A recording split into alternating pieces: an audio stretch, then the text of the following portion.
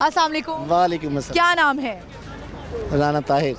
कैसे हैं आप? अल्हम्दुलिल्लाह। बेटे की आपकी शादी होने वाली है, कौन कौन सी आपने जो है वो सीक्रेट बातें बता दी हैं कि बेटा ऐसे करोगे या ऐसे करोगे तो ज़िंदगी सही रहेगी?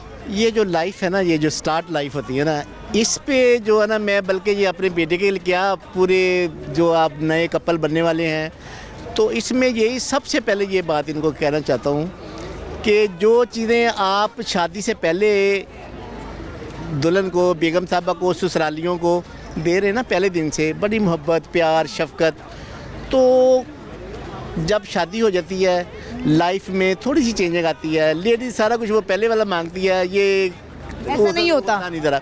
लेकिन कंप्रोमाइज़ करना चाहिए थोड़ा सा।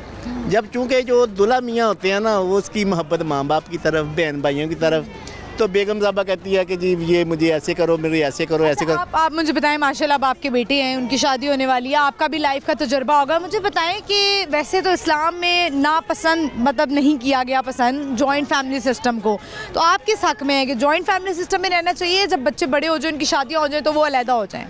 नहीं बेटा, पता क्या है, अगर तो ये वैसे अरबों में, हमने तो सऊदीया में लाइफ काफ़ी गुजारी, उधर तो पता क्या होता है, शादी मस्जिद में, तो जो उसका घर है ना, उसके पिया का यानी उसके दूल्हा साहब का, वो घर वाले उसको छोड़ आते हैं, वहाँ से लड़ाइयाँ झगड़े काम होते हैं। तो यहाँ चूँकि पाकिस्तान है, यहाँ चूँकि गैदरिंग और फैमिलीज़ टर्म, ये सारा ना मिलजुल के रहना, ये इत्तेफाक में बरकत है।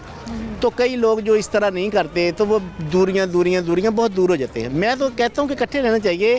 इसमें इस्लाम में जो चीज़ें हैं ना, कोई एक दूसरे का दुख सुख के साथी, अब चूँकि शादियाँ होगी, लैदा हो गए, वो इकट्ठे नहीं बैठ सकते, लड़ाइयाँ झगड़े ये वो सारा, वो उनकी मियाँ बीवी की भी नहीं बनती उन लोगों।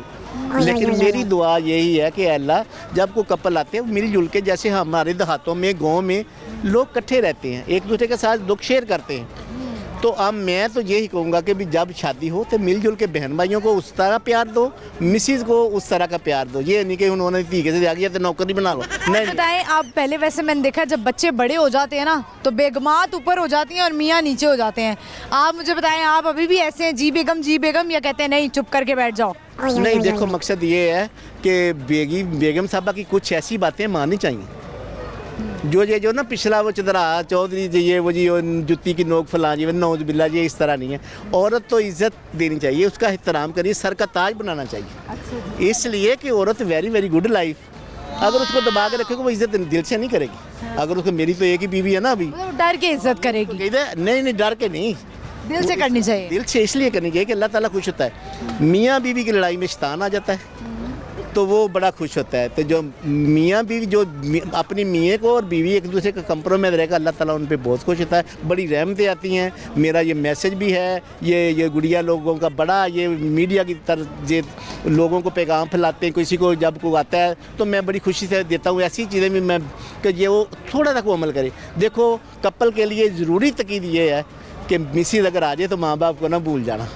तो अगर माँ बाप ने को मिसिज़ ला दिया तो फिर उन्होंने भूल जाना, तो मिसिज़ को भी नहीं छोड़ना चाहिए, उसके साथ कंप्रोमाइज़, मोहब्बत प्यार करोगे ना, इतनी प्यारी लाइफ हो जाएगी ना कि लोग रश करेंगे, कहेंगे फलाने दी धी है, ये फलाने का पुत्र आए, देखो कितनी मोहब्बत प्यार, मसाले देंगे। तो जब महीने बाद लड़ाई झगड़ा करना, ये है ही इस तरह, वो माँ बाप को नुकसान पहुँचेगा, आपको कुछ नहीं होगा। माँ बाप की इज़्ज़त के लिए ये लाइफ को ऐसी मोहब्बत से गुजारो कि शैतान पे लानत दो पड़ेगा, और आपकी लाइफ में जितनी मोहब्बत करोगे, अल्लाह ताला, अल्लाह का नबी आप पे खुश हो जाएगा।